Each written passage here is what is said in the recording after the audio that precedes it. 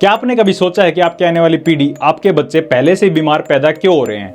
क्यों सिर्फ 10-12 साल के बच्चे को ही थायराइड और डायबिटीज जैसी दिक्कतें हो रही हैं? क्यों आईवीएफ का चलन इतना तेज हो गया है? क्यों लड़कों का स्पर्म काउंट इतना गिरता जा रहा है? नमस्कार दोस्तों, आज की इस वीडियो में बात करेंगे कि कैसे आपका खाना, आपकी दवाइयाँ, आपके प्लास्टिक यूज़, यहाँ तक कि आपका टूथपेस्ट और कॉस्मेटिक कैसे आपके डीएनए को डैमेज कर रहा है और आपकी इम्यूनिटी को भी डैमेज कर रहा है। सबसे डरावनी बात यह है कि बच्चों से लेकर बड़ों तक सबके अंदर ये समस्या पनप रही है। डीएनए ये हमारे शरीर का ब्लूप्रिंट होता है। जैसे बिल्डिंग के नक्शे में लिखा होता है कि कहाँ खिड़की होगी, कहाँ दरवाजा होगा, वैसे ही हमारे डीएनए में लिखा होता है कि हमारी आंखों का रंग कैसा होगा, हमारी हाइट कितनी होगी, हमें कौन कौन सी बीमारियां हो सकती हैं। डीएनए हर सेल के न्यूक्लियस में पाया जाता है और यही तय करता है कि हम कैसे दिखेंगे, कैसे सोचेंगे और हमारे शरीर की कार्यप्रणाली कैसी होगी। एक मेडिकल सर्वे के अनुसार हर साल भारत में पैदा होने वाले 4% बच्चों में अनजाने जेनेटिक म्यूटेशंस पाए गए हैं। इनका कारण एनवायरनमेंट, प्लास्टिक यूज और केमिकल एक्सपोजर है। भारत में 18 से 35 वर्ष की आयु के जो पुरुष हैं, उनमें पिछले 15 साल में लो स्पर्म काउंट की शिकायतें बढ़ गई हैं। इसका सीधा संबंध एंडोक्रिन डिसरप्टिंग केमिकल से है, जो प्लास्टिक, पैक्ड फूड, यहाँ तक कि जो स्किन केयर क्रीम्स होती हैं उसमें पाया जाता है। अपने रोजमर्रा के जीवन में हम काफ़ी चीज़ें ऐसी यूज़ करते हैं जो हमारे डीएनए और इम्यूनिटी को डैमेज कर रही हैं, जैसे कि बीपीए, बिस्फिनोल ए। ये प्लास्टिक की बोतलें, प्लास्टिक के दूध के डब्बे, प्लास्टिक के टिफिन में पाया जाता है। इनमें एक रसायन होता है जो हमारे हार्मोनल सिस्टम को बिगाड़ता है। थैलेट्स, ये सब्सटेंस हमारे परफ्यूम, साबुन और कॉस्मेटिक्स में पाया जाता है। ये हमारे शरीर में जाकर हमारे इम्यून सिस्टम को बिगाड़ता है। पेस्टिसाइड्स वाले अनाज, गेहूं, चावल, मक्का, कुछ भी खाने से, वेजिटेबल, फ्रूट्स जिनमें पेस्टिसाइड मिला हुआ होता है, वो खाने से हमारी इम्यूनिटी लगातार खराब हो रही है। दूषित पानी, खराब कॉस्मेटिक और सस्ते खिलौने, इनके अंदर लेड, मरकरी और आर्सेनिक जैसे खतरनाक सब्सटेंस पाए जाते हैं जो हमारी इम्यूनिटी को डैमेज करते हैं। डीएनए में बदलाव आप तक सीमित नहीं रहते हैं। अगर आपके डीएनए में गड़बड़ी है या फिर आपका इम्यून सिस्टम वीक है तो ये आपके बच्चे में ट्रांसफ़र होता है और डेवलप भी होते हैं। यही वजह है कि आजकल बच्चों में ऑटिज्म के केस लगातार बढ़ रहे हैं। महज 9 साल की उम्र से ही लड़कियों के पीरियड शुरू हो रहे हैं। लड़कों का टेस्टोस्टेरोन लेवल है वो लगातार गिर रहा है। मानव इतिहास में पहली बार स्पर्म क्वालिटी इतनी खराब हुई है कि इंसानों की प्रजनन क्षमता यानी फर्टिलिटी आने वाले 50-60 साल में खतरे में आ सकती है। आईवीएफ और डिजाइनर बेबीज, क्या ये सब चीज़ें आने वाली पीढ़ी के लिए एक नॉर्मल चीज़ बन चुकी है? आईवीएफ यानी इन विट्रो फर्टिलाइजेशन, ये एक नॉर्मल प्रोसेस बन चुका है, लेकिन क्या आपने कभी सोचा है कि इसके पीछे का वैज्ञानिक और कॉर्पोरेट एजेंडा क्या हो सकता है? भारत में आईवीएफ का मार्केट कई हजार करोड़ तक पहुंच चुका है। हर 10 में से एक शहरी कपल नेचुरल कंसीव नहीं कर पा रहा और आईवीएफ का सहारा ले रहा है। आईवीएफ में एग और स्पर्म को लैब में फर्टिलाइज किया जाता है और यहीं से शुरू होता है जेनेटिक मॉडिफिकेशन का सटल खेल। कई बार एम्ब्रियोज को प्री इम्प्लांटेशन जेनेटिक स्क्रीनिंग से गुजारा जाता है, जिसमें तय किया जाता है कि कौन सा एम्ब्रियो सबसे अच्छा है। यह सिलेक्शन फ्यूचर जनरेशन के डीएनए के बदलाव में पहली सीढ़ी बन रही है। डिजाइनर बेबी का मतलब है ऐसा बच्चा जिसके जेनेटिक को इस तरह डिजाइन किया जाता है कि हाइट अच्छी हो, आंखें नीली हों, दिमाग तेज हो और बीमारियों की संभावना कम से कम हो।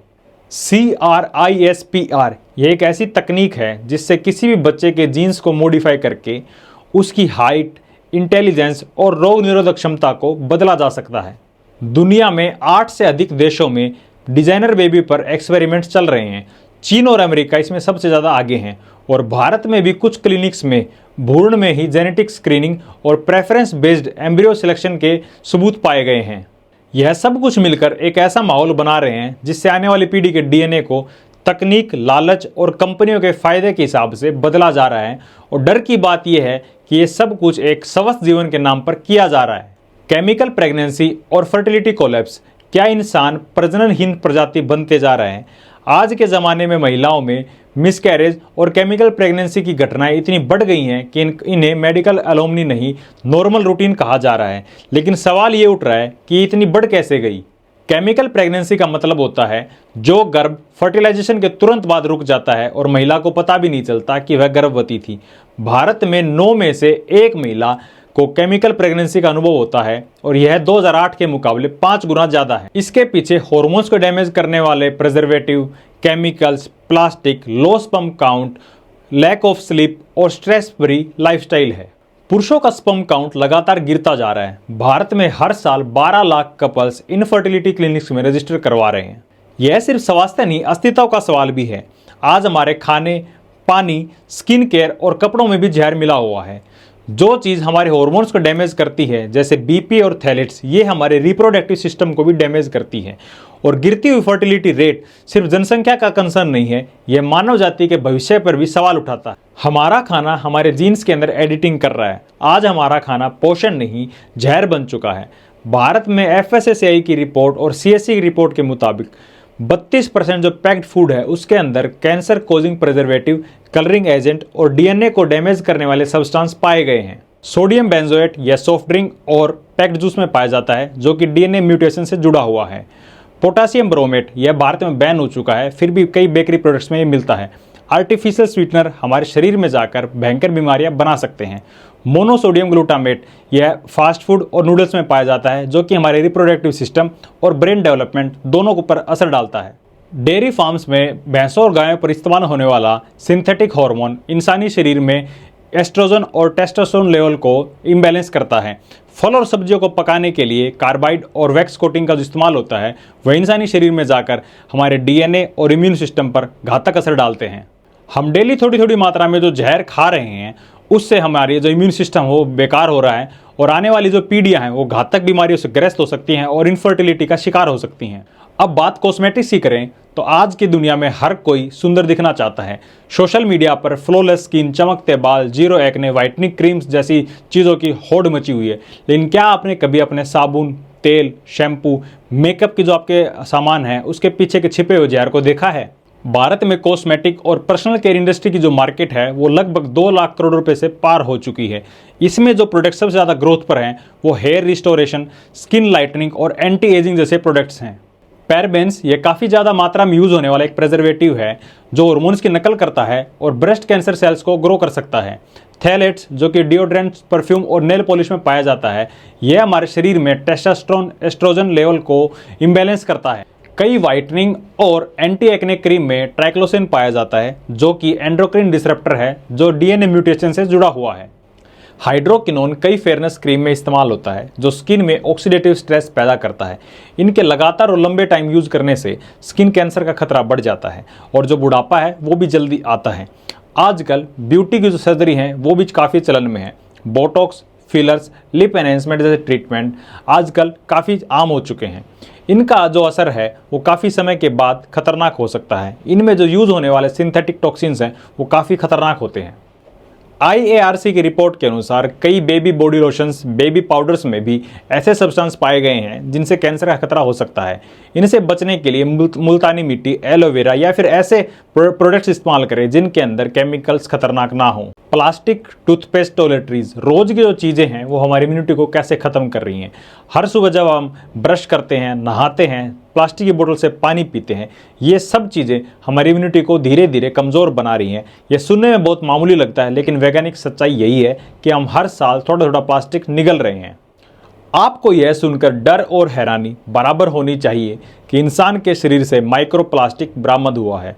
इंसानी शरीर के ब्लड सेल्स और ब्रेस्ट मिल्क में माइक्रोप्लास्टिक मिला है, यानी कि माइक्रोप्लास्टिक अब अगली पीढ़ी में भी ट्रांसफ़र हो चुका है। सोडियम लॉरेल सल्फाइड या टूथपेस्ट, शैम्पू, बॉडी वॉश में पाया जाता है जो कि सेल्स के आउटर मेम्ब्रेन को डैमेज करता है। ICMR 2024 की रिपोर्ट के अनुसार भारत में 10 में से 4 टीनेजर हैवी परफ्यूम और केमिकल टॉयलेटरीज का इस्तेमाल करते हैं, जिससे उनके स्पर्म काउंट में काफ़ी गिरावट पाई गई है। क्या आपको पता है कि कुछ दवाइयाँ और इंजेक्शन सिर्फ बीमारी को ठीक नहीं करते, ये आपके जेनेटिक एक्सप्रेशंस को भी बदल सकते हैं।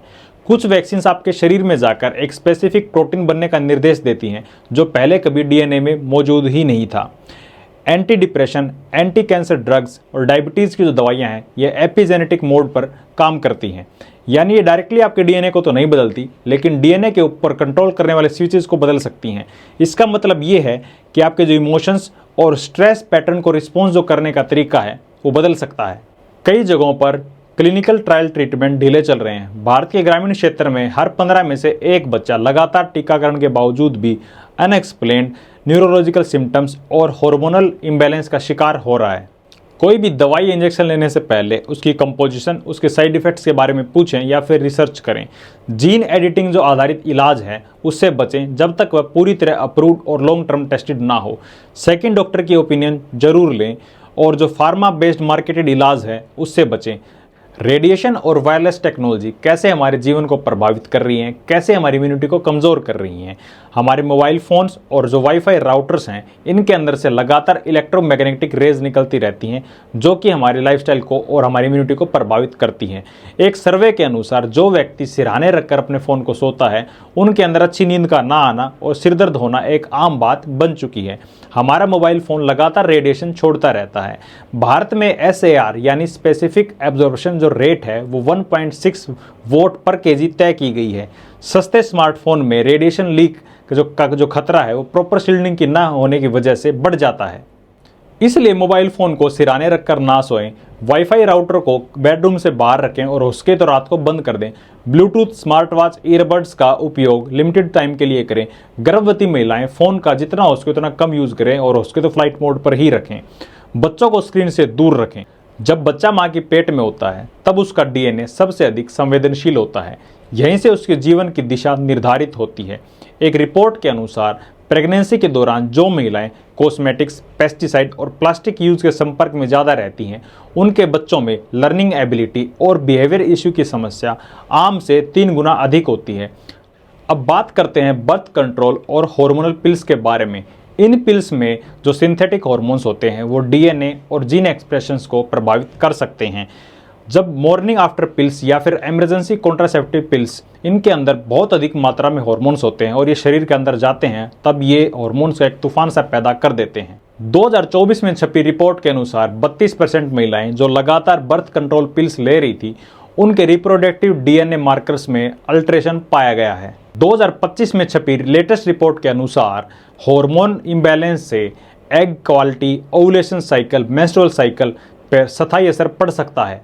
WHO ने अनुमान लगाया है कि अगर इसी तरह बर्थ कंट्रोल पिल्स का मिसयूज चलता रहा तो 2040 तक युवा महिलाओं में नेचुरल प्रेगनेंसी का जो रेट है वो 40% तक गिर सकता है।